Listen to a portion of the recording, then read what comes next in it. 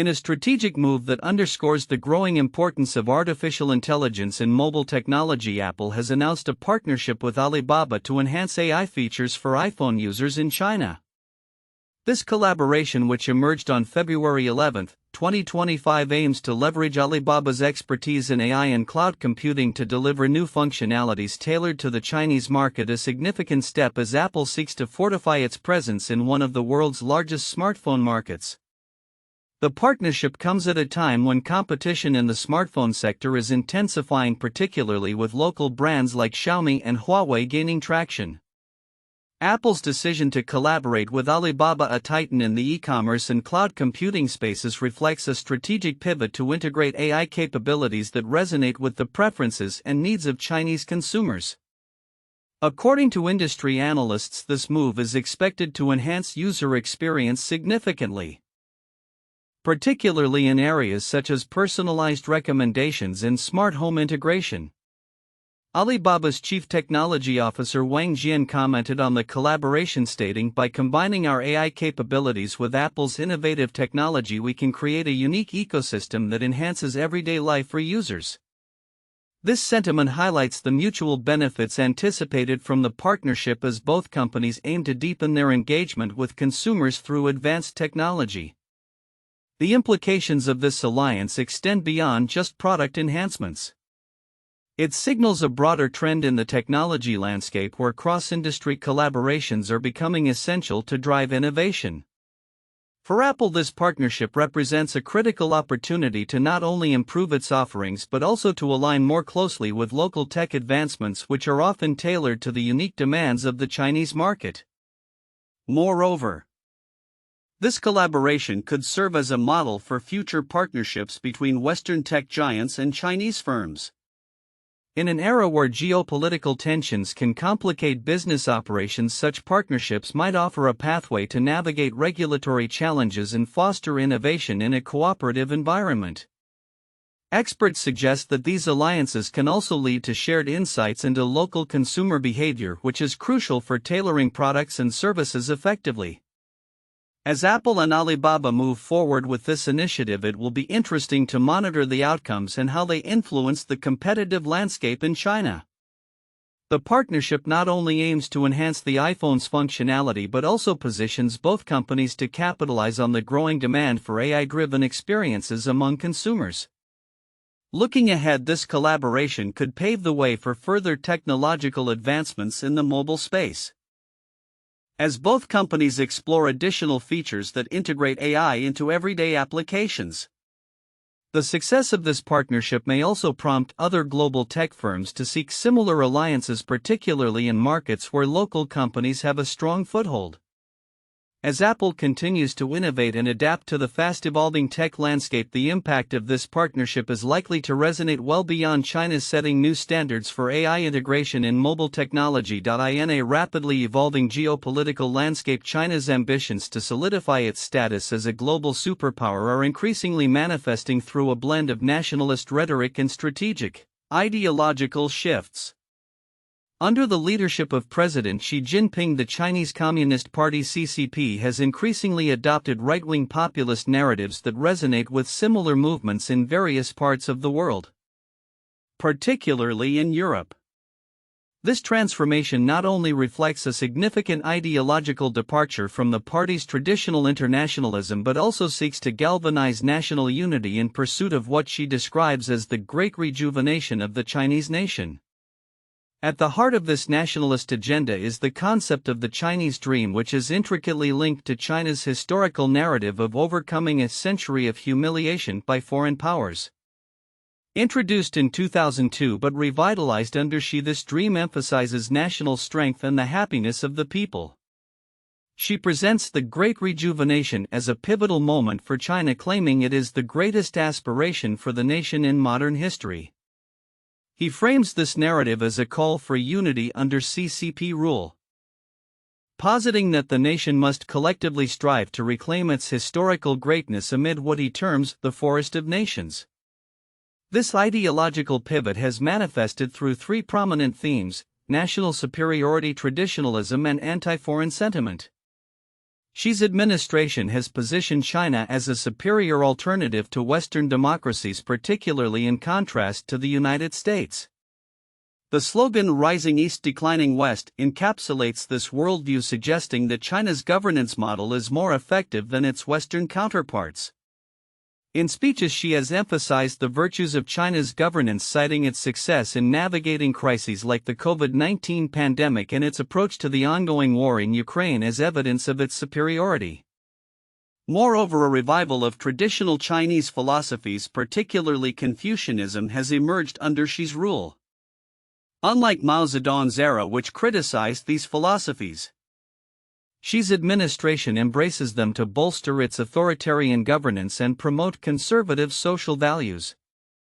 This traditionalist stance serves as a counter-narrative to what the CCP depicts as the moral decay of Western liberalism, reinforcing family values and collective responsibility as cornerstones of Chinese society. Anti-foreign sentiment, a recurring theme in China's narrative, has been reignited as Xi shifted away from Deng Xiaoping's lay-low approach to international relations. This resurgence has been particularly evident in discussions surrounding Taiwan, where Xi frames the issue not only as a matter of national sovereignty but also as essential to achieving the Great Rejuvenation. He characterizes Taiwan as a territory supported by foreign adversaries, particularly the United States, positioning reunification as a key step in restoring China's global stature. As China seeks to redefine its role on the world stage, its ideological transformation may have far-reaching implications beyond its borders.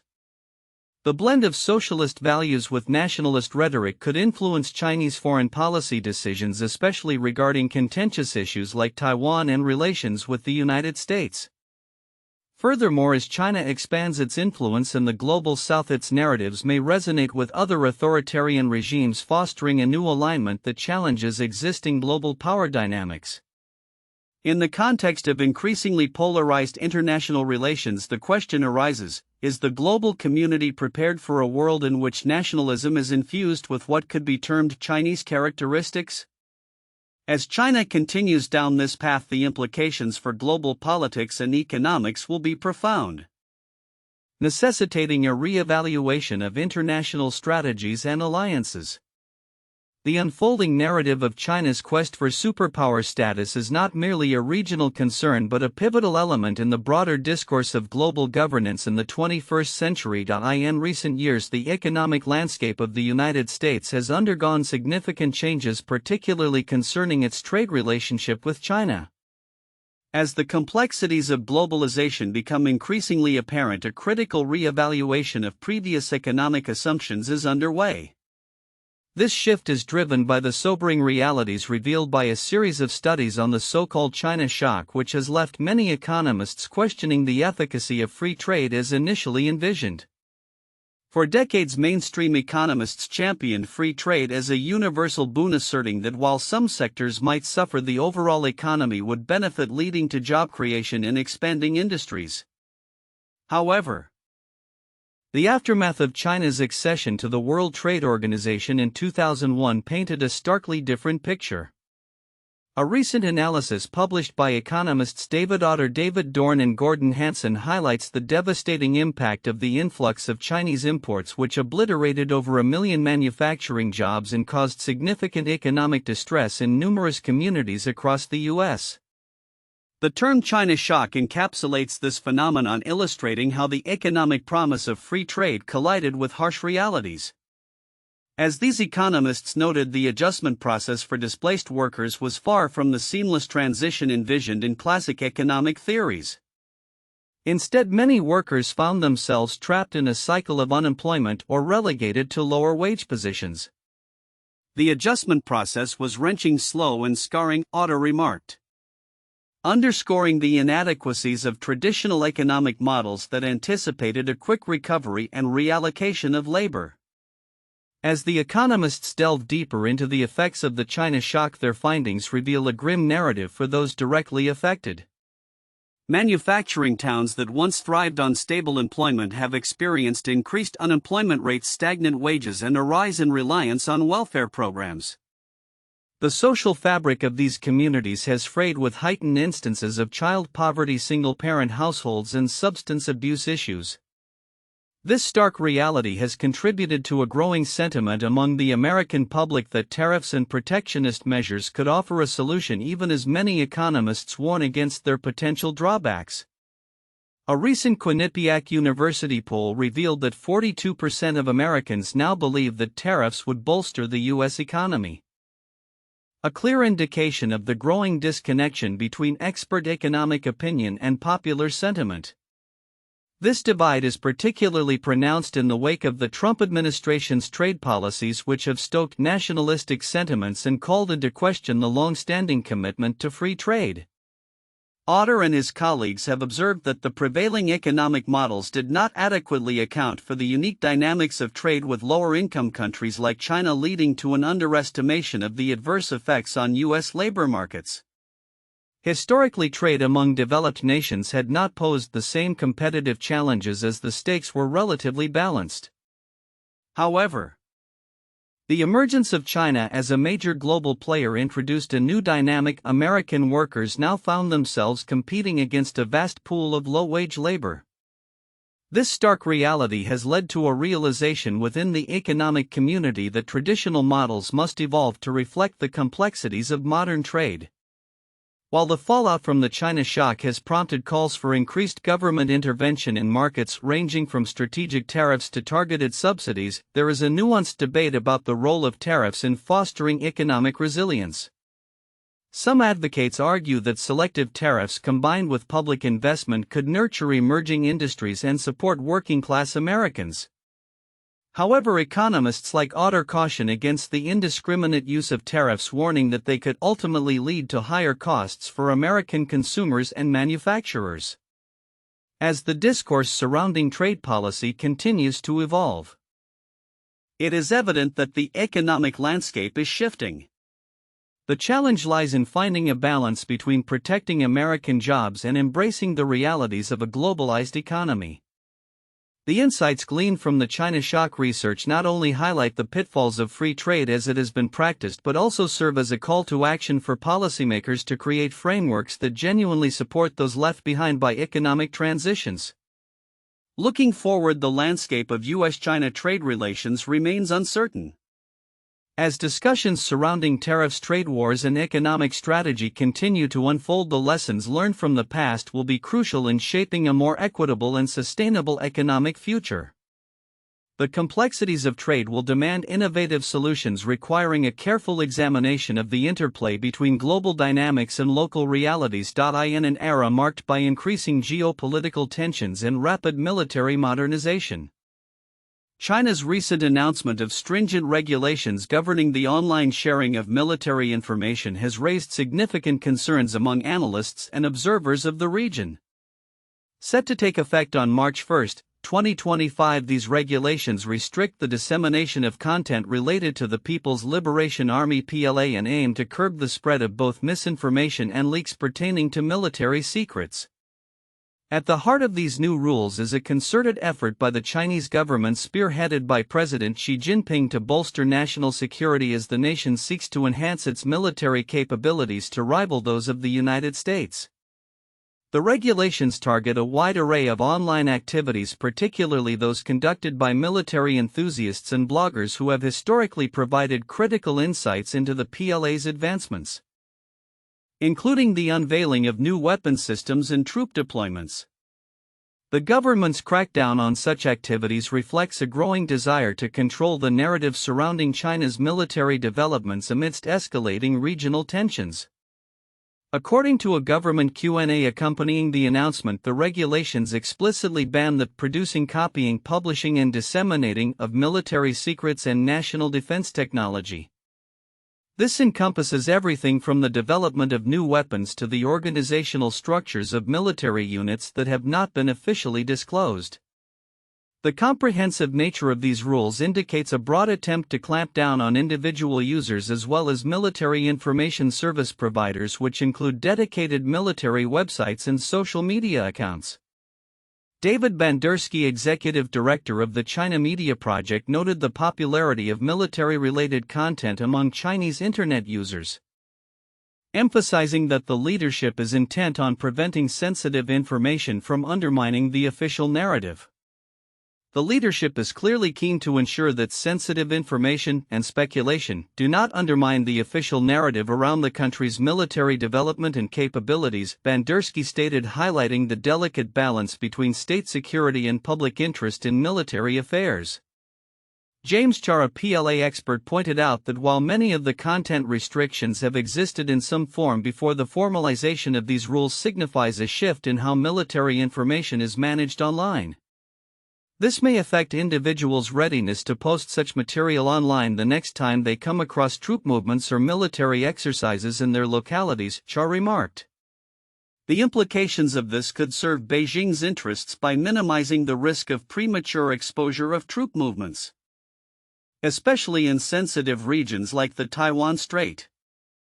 This regulatory tightening occurs against a backdrop of increasing scrutiny over China's military activities.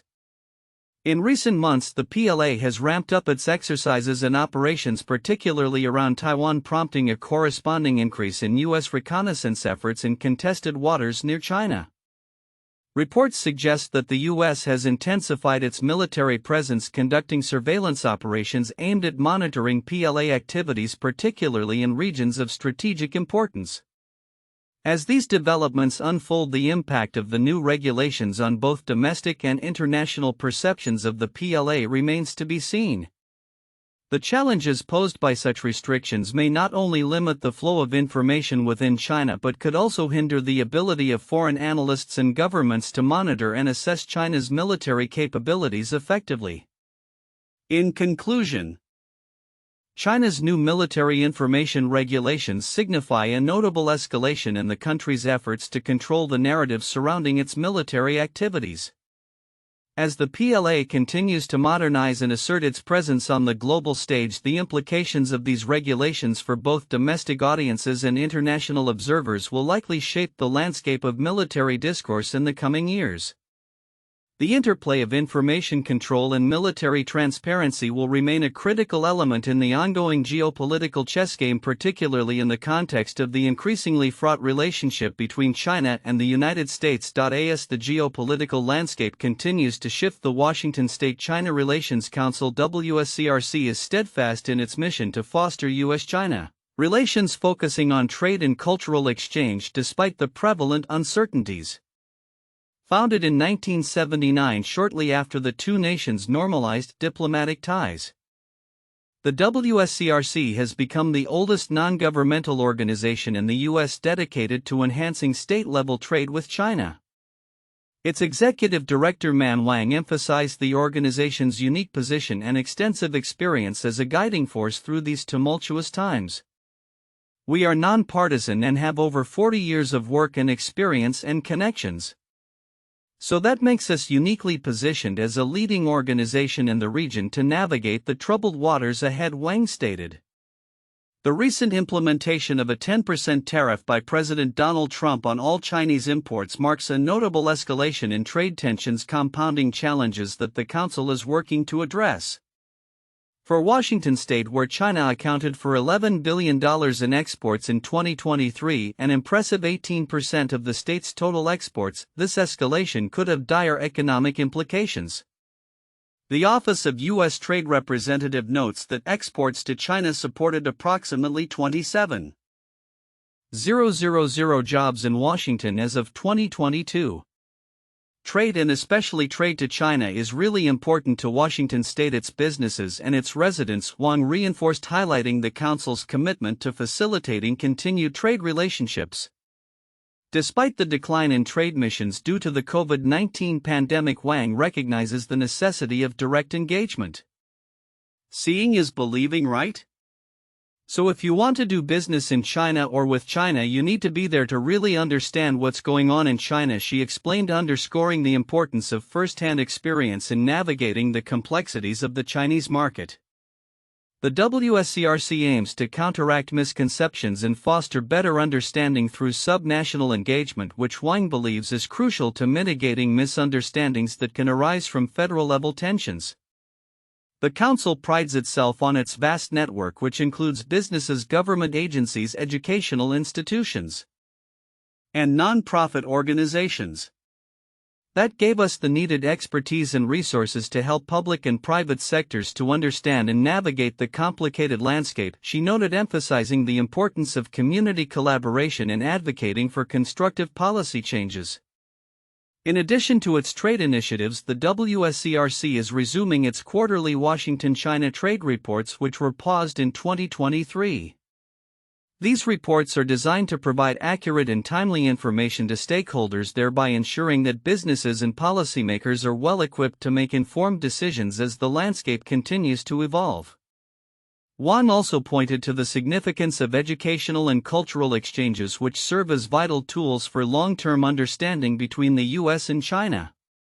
With a noticeable decline in Chinese international students at the University of Washington, Wang expressed the Council's commitment to bolstering university partnerships and promoting academic collaboration. People-to-people exchanges are very important in breaking cultural barriers, especially for US and China. We have very different systems or have very different ideologies, she remarked. On the cultural front, the WSCRC is increasing its efforts in cultural diplomacy through seminars, art exhibitions, and film screenings, which Wang believes can help bridge the gap between the two nations. This actually allows both parties to appreciate each other's culture, presence, and history, she said, emphasizing the need for mutual understanding in an era of heightened tensions.